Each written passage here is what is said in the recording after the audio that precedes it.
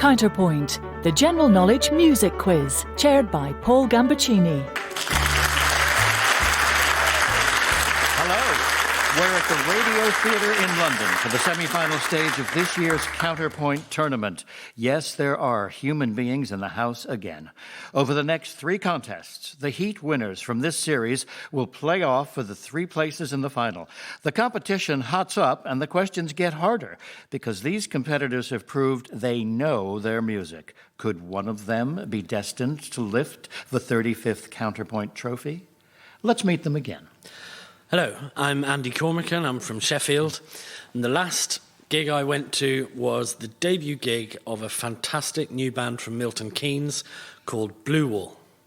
Hi, I'm Damian Evans. I'm originally from St David's in Pembrokeshire, now living in West London, and the last concert I attended was The Horrors at the Electric Ballroom in Camden. Hello, I'm Frankie Fanko from Market Harbour in Leicestershire, and the last gig I went to was Fleetwood Mac at the O2. Welcome, all 3 of you. There are no new rules to give you. In the opening round, I ask you musical general knowledge questions in turn for 2 points apiece. If you can't get the right answer to your own question, it will pass to the others for a possible bonus point.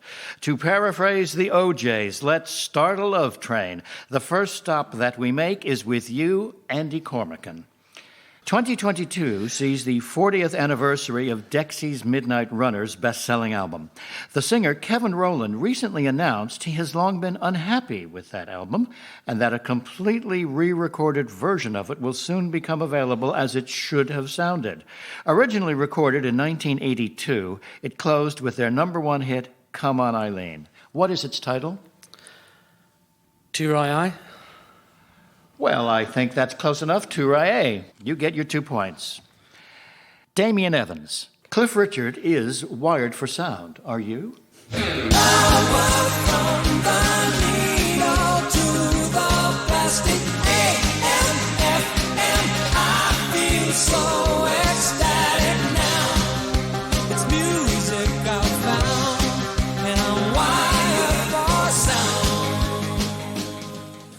In that 1981 hit, the lyrics make reference to AM, FM, 2 different ways of broadcasting radio signals. What do the initials AM and FM stand for? FM, I know. Is it okay to give half? Oh, yes. Frequency modulation. For a point. Is it anno-modular?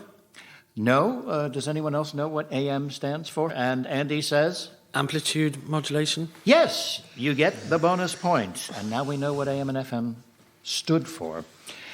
Frankie Fanko. First recorded in 1959, the song Turn, Turn, Turn, To Everything There Is a Season, was created by Pete Seeger. The lyrics contain verses from the 3rd chapter of which book of the Bible?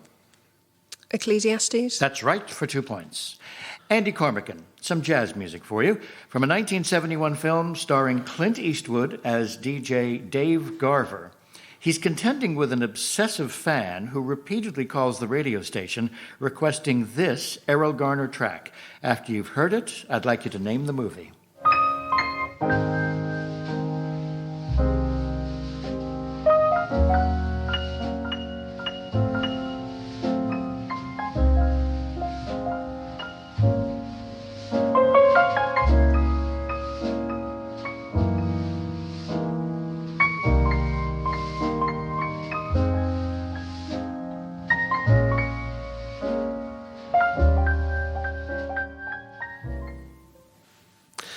Is it Play Misty for Me? It is Play Misty for Me, 2 points.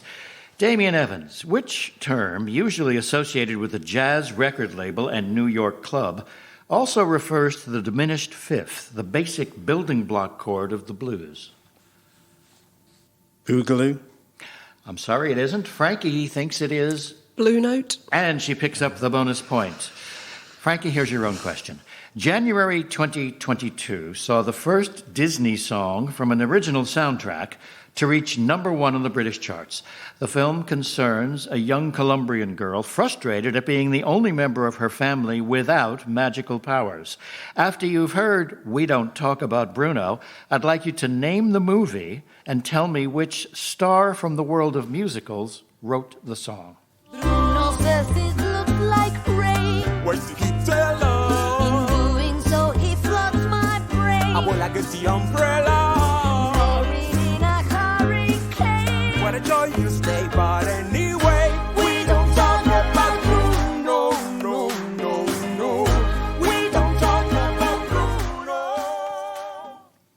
The film is Encanto, and I think the song was written by Lin-Manuel Miranda. That's right. You get both points. And when I hear We Don't Talk About Bruno, I think they're talking about a reluctance to discuss Bruno Brooks. But that's not it.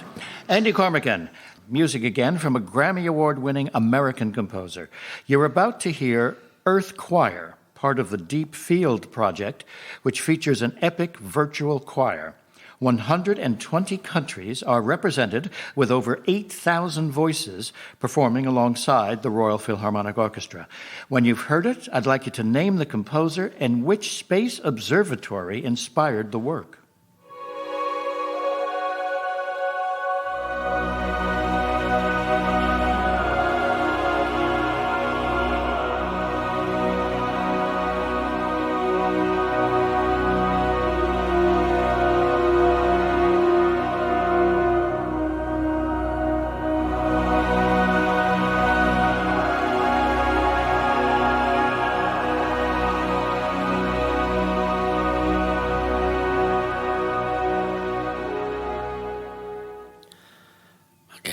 Hans Zimmer.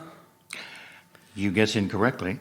But can you guess what inspired it? Hubble Space Telescope. Yes, for 1 point. Does anyone else? And Frankie thinks she knows the composer. Glass. No, I'm sorry. It was...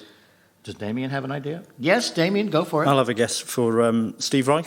No, it was Eric Whittaker. Damien, here's your own question. Many countries were represented at the London Olympic Games in 2012. To mark the event, albums were released containing music from the opening and closing ceremonies. The albums include tracks by the Chemical Brothers and Emily Sandé. Can you name those tracks? Push the Button. The No. Chemical Brothers. No, I'm not sure, I'm afraid. No, I'm afraid it isn't. And so, Frankie? Galvanise. Yes. And Read All About It. Yes, you get the bonus point. And here is your own question. We end this round with music associated with another Olympics. Here's the Vienna Symphony Orchestra performing their version of a song written by Albert Hammond and John Bettis. I'd like you to name the tune and tell me for which Olympic Games it was produced.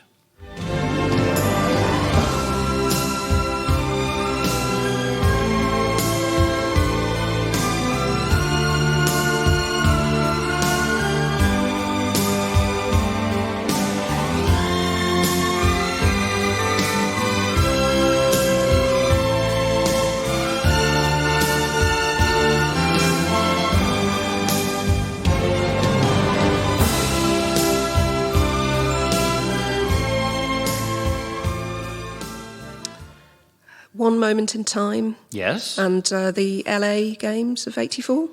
No. So you have 1 point. The bonus point could be picked up by Andy Cormican. 1988. And, Soul. and that's right, and you pick up a bonus point. And of course, many people were singing with the lyrics they're familiar with from Whitney Houston. And if you'll give me 1 moment in time, I'll reveal our opening scores. After that round, in third place with 1 point, it's Damian Evans. And then tied for first with 7 points, Andy Cormican and Frankie Fanko. And that means we're going to have a tiebreaker. Because you pick subjects for the next round in the order of your scores.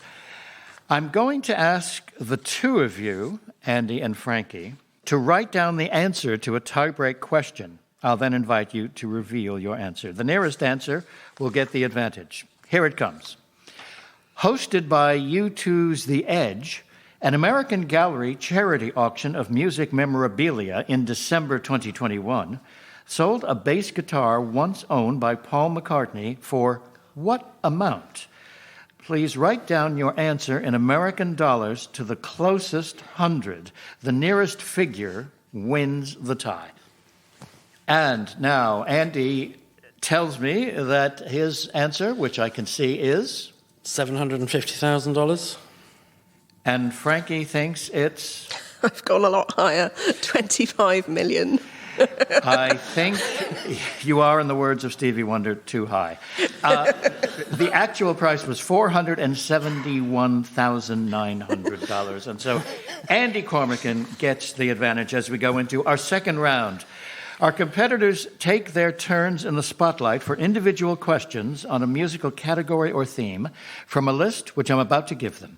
This is the first time they've heard this list. They've had no chance to prepare. Today's choices are more or less, animals in opera, London's blue plaques, classical music at the BBC, and appointment with fear. You choose in the order of your scores at this point. So, Andrew Cormican, you're in the lead. What would you like? I'll go more or less, please. And for you, Frankie Fanko? I'll have appointment with fear, please. And that leaves 3 for Damian: animals in opera, London's blue plaques, and classical music at the BBC.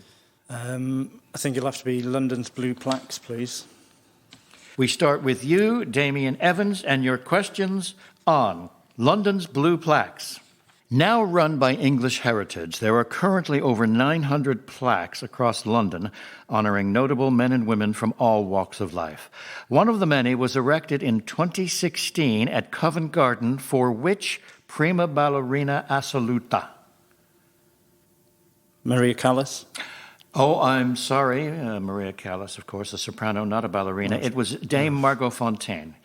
Several ballets at the Royal Opera House were performed while she was living around the corner in Flat 9 at 118 Longacre. Here's music from a rock artist whose plaque was unveiled in 1997. Can you identify him? Hendrix. That's right, for 2 points. Hendrix's plaque at 23 Brook Street in Mayfair is next door to a famous composer, creating a well-known pairing of blue plaques in London. The composer moved into his house during the summer of 1723, encouraged no doubt by his court appointment to the Chapel Royal earlier that year. Who is he? Handel. That's right, for 2 points. Next on our tour, we head to Queen Anne Street in Marylebone, where a plaque commemorates a French composer who stayed there on a visit to London for the Great Exhibition in the summer of 1851. Can you name him and this important piece?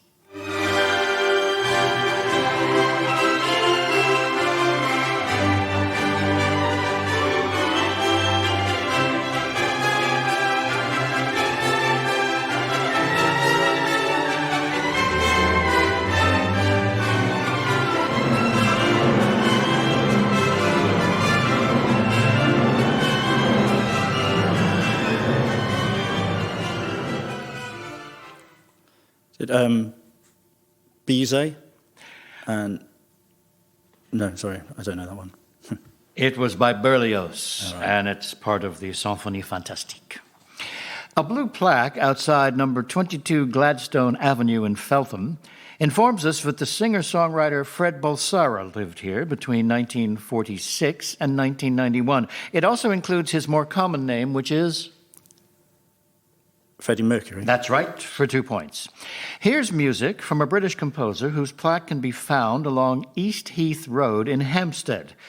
At the invitation of H.G. Wells, he composed this, his first and most famous film score. Can you name him and the work?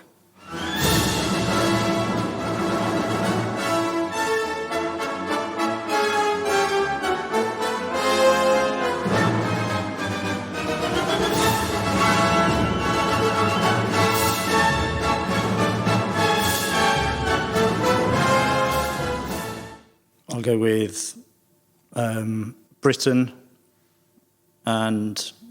No, I don't know. I'm afraid you're over 2 there. That's Arthur Bliss and Things to Come. Finally, Mary Lloyd is commemorated with a blue plaque at 55 Graham Road in Dalston. The music historian Richard Anthony Baker described which of her songs as a summary of her music hall philosophy? No idea. I love you. Well, thank you very much. Yes. A little bit of what you fancy does you good, which actually was the correct answer. And so, in that round, Damian Evans, you have scored 6 points. Added to your previous point, you now have 7 points.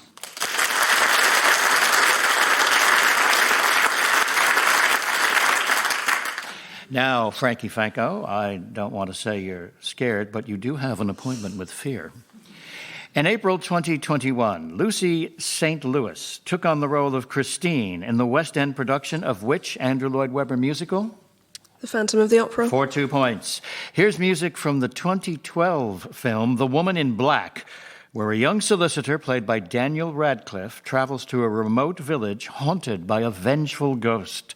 After you've heard the main theme, I'd like you to name the British author on whose Gothic novel of 1983 the film is based.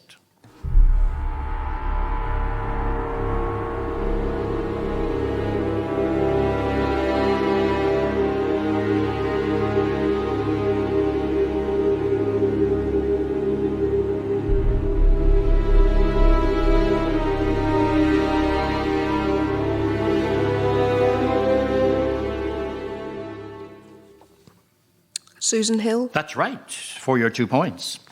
Their brands were still on fire, and their hooves were made of steel. Their horns were black and shiny. Are lyrics from which classic song that's been performed by several artists, including Burl Ives, Peggy Lee, and Johnny Cash? Crazy Horses. Which, of course, is an Osmond song. That was Ghost Riders in the Sky. Johnny Cash was known as the Man in Black for his distinctive style of on-stage costuming. However, some listeners will be aware of a very different Man in Black, the narrator of various BBC radio horror series. Here's Valentine Dial, the original MIB, introducing a story as part of a television special from 1966. Which Russian composer's music is helping set the tone?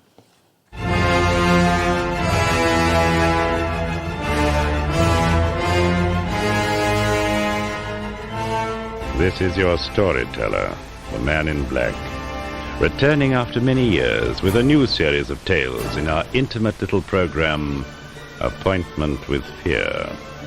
Tales to soothe you, amuse you, and send you happily to bed. Is it Mussorgsky? Yes, indeed, it was. You heard Night on Bald Mountain. And how did he keep a straight face?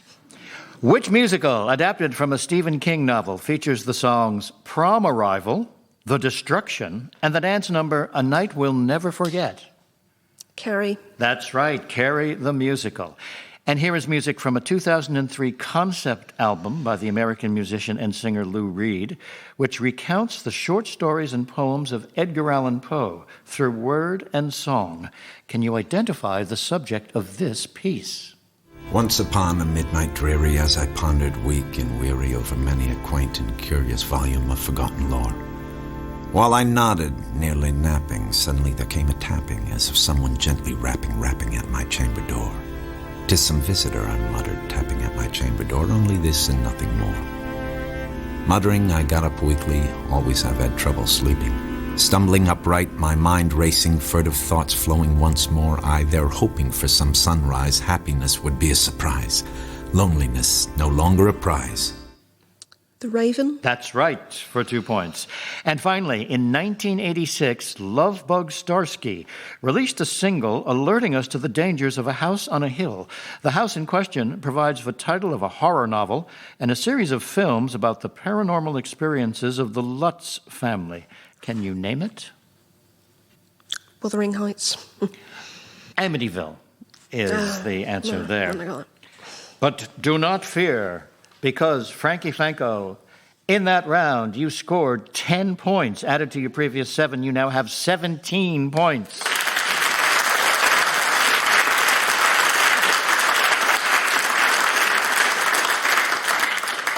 Andy Cormican, here are your questions on the theme More or Less. You've chosen a round inspired by Radio 4's very popular program about numbers and statistics. It's appropriate that the first question should be about the number 1. Which American band, led by brothers Ron and Russell Mael, had a hit in 1979 with the number 1 song in heaven? That is the Mighty Sparks. Correct for 2 points. For your first extract, you're going to hear a guest appearance by a British actor, enumerating some of the 50 words for snow in a song of that title released in 2011. When you've heard it, can you tell me whose song it is and which actor's voice we're hearing? Swans are melting. 8. Diamondi Pavlova. 9. Ida Falls. 10. Santanya Ruftikov. 8. Stella Tundra. 12. Hunter's Dream. 13. Falupan Jumpala. I've absolutely no idea. Which will tremendously disappoint Stephen Fry, who is a loyal listener to this program. This question is dedicated to him and to Kate Bush, whose album it was. In Italy, 640. In Germany, 231. In France, 100. In Turkey, 91. And in Spain, 1,003.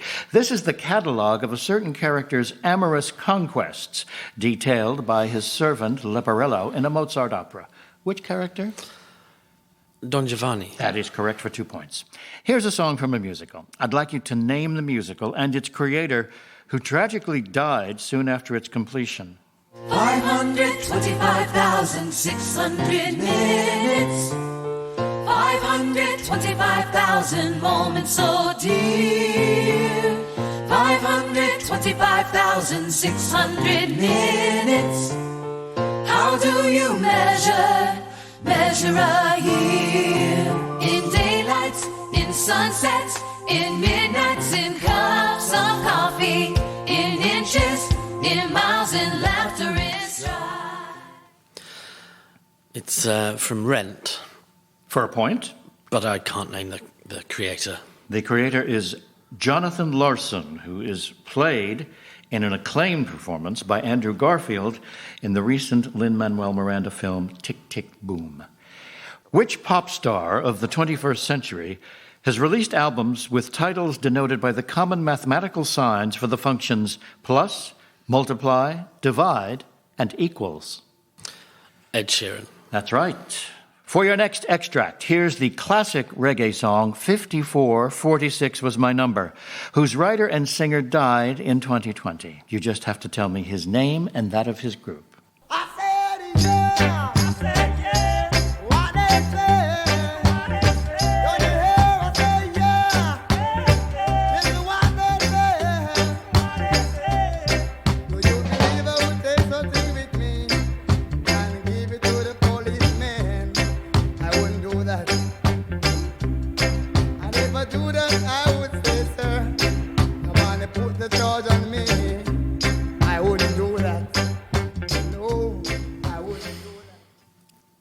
Was it Desmond Dekker? I'm sorry, it was not. Would you like to guess who that person's group was called? No. Okay, it was Toots Hibbert and the Maytals. Finally, which British rock act, once much favored by the late John Peel, had a hit single in 1973 with the somewhat unmathematical title 1 and 1 is 1? The Fall. I'm sorry, although you couldn't come up with someone much more loved by John Peel than The Fall. That was Medicine Head. And so, in that round, Andy Cormican, you scored 7 points. Added to your previous 7 points, you now have 14 points.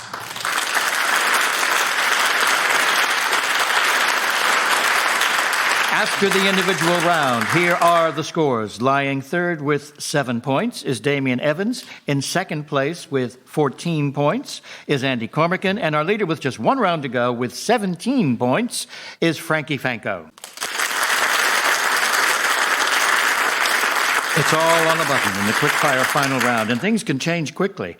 A correct answer wins you 1 point, but you lose a point if you flash in and fail to answer correctly. There are no bonuses. Fingers poised, and here we go. According to the Dire Straits song Sultans of Swing, who knows all the chords? Frankie says... Guitar George. For the point.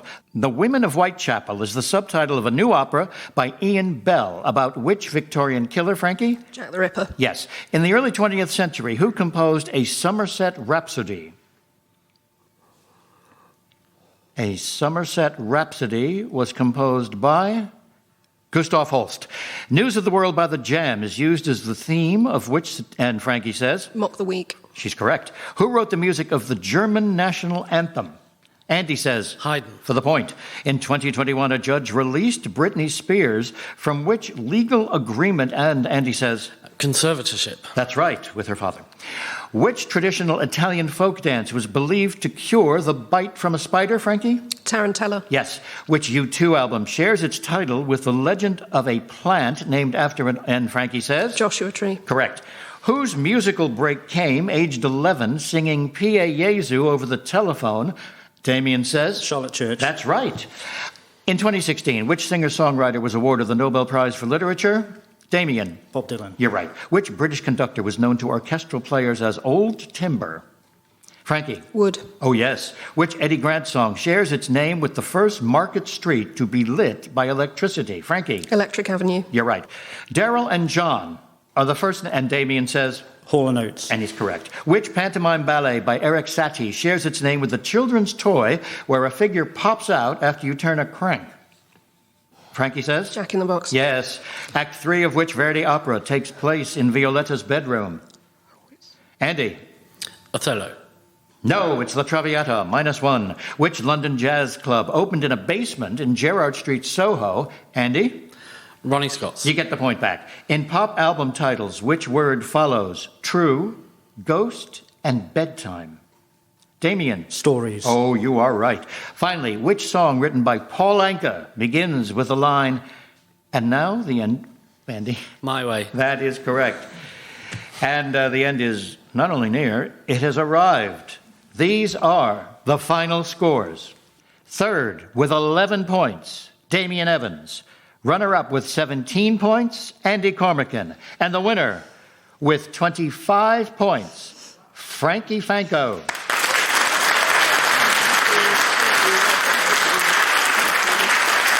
Very well done, Frankie Fanko. You've made it through to the final, and we'll see you again in just a few weeks' time. Warm thanks to the other two of you for such impressive performances in such a close program. Join us next time when another trio of semifinalists will be playing for another place in the final. Until then, goodbye.